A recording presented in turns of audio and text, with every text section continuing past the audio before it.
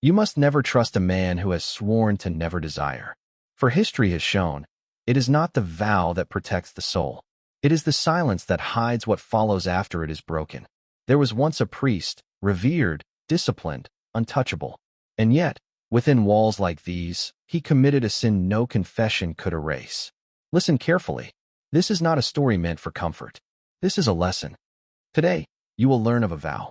Not just any vow, but the sacred promise of chastity. A priest is not merely a man. He is a vessel, a bridge between heaven and the trembling souls of the living. His body is not his own. His desires are to be buried before they are ever named. And yet, even the most devout among them have fallen. In the medieval centuries, long before your time, the church demanded purity from its servants. Priests were forbidden from marriage, forbidden from touch, forbidden from longing, not because desire did not exist, but because it was believed desire corrupted divine purpose. Inside monasteries and convents, life was ruled by strict order.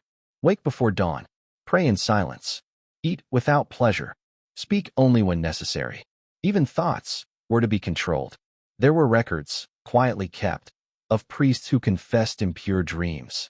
They were punished, not for action, but for imagination. Such was the severity of discipline. You see, child, the church feared one thing above all, that the holy man might remember he was still human. But not all obeyed.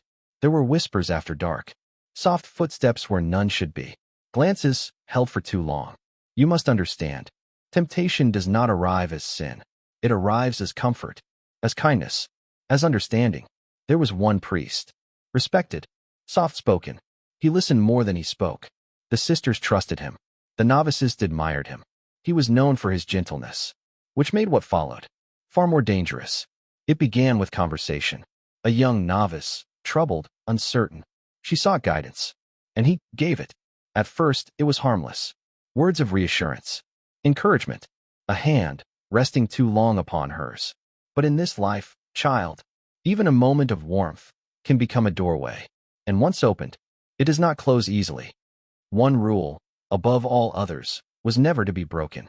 A priest must never be alone with a woman, not in chambers, not in gardens, not even in confession beyond what was required.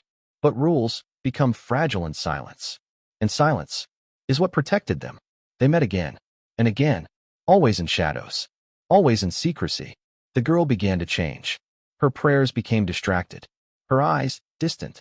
Other sisters noticed, but no one spoke, because suspicion is a dangerous burden in holy places, and truth is often the most unwelcome visitor. Then came the night no record was meant to remember.